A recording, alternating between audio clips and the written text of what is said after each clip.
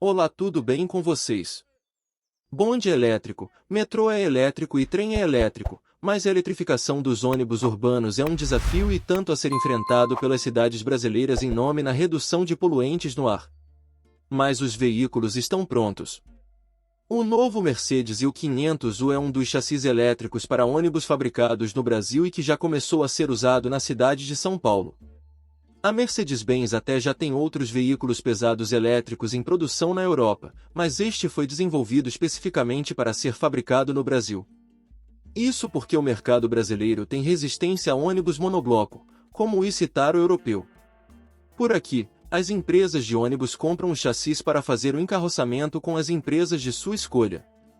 O chassi U500U pode sair da fábrica da Mercedes em São Bernardo do Campo direto para as fábricas da Caio ou da Marco Polo, que já estão homologadas para finalizar a construção do ônibus elétrico.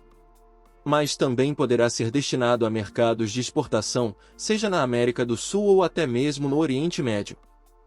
Isso porque o chassi rolante sai com apenas 2 módulos de baterias, cada um com 98 kWh e montados no Brasil pela BorgWarner, instalados na traseira do chassi. Os demais, podem ser 6 no total, são instalados no teto da carroceria.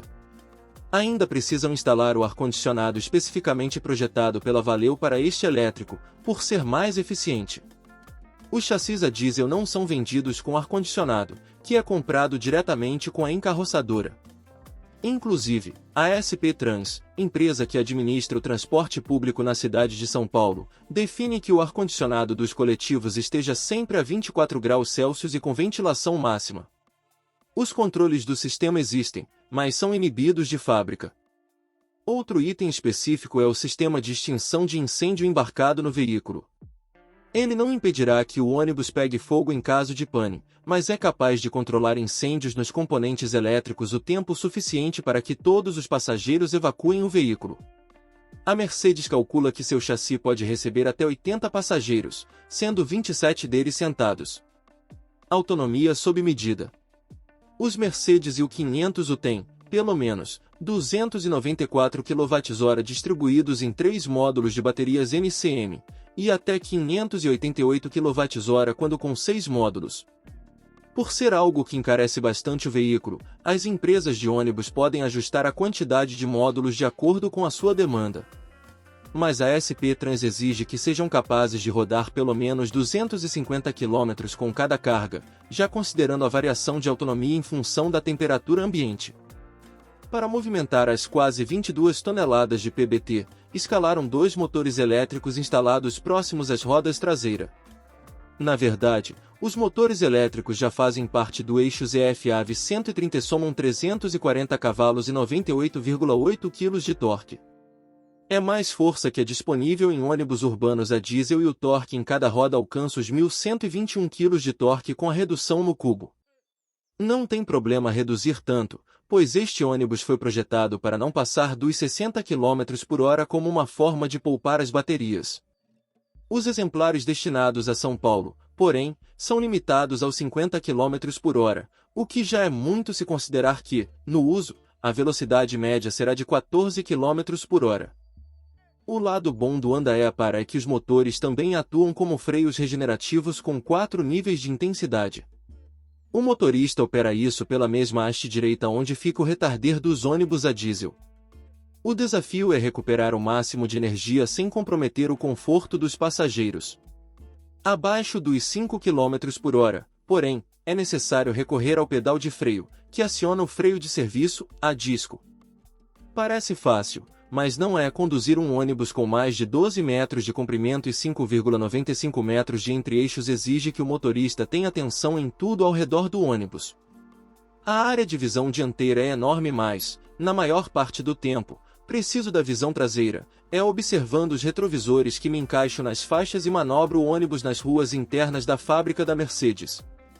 O instrutor da Mercedes-Benz, Humberto Pessoa, conhece aquelas vias tão bem quanto o motorista de ônibus que repete seu itinerário várias vezes ao dia, e deu dicas para acertar as manobras com o ônibus. Postes, placas e calçadas tornam-se pontos de referência para lidar com o enorme balanço dianteiro. Sentar-se quase 1 metro à frente do eixo dianteiro em um veículo tão grande exige que algumas manobras sejam feitas mais tarde e acompanhando a posição das rodas dianteiras. Fazer o bico do ônibus avançar um pouco sobre a calçada pode ser inevitável também. No mundo real, tudo isso é feito acompanhando, também, os sinais de parada. Em São Paulo, os ônibus podem usar portas dos dois lados, pois as do lado esquerdo são necessárias para uso em corredores.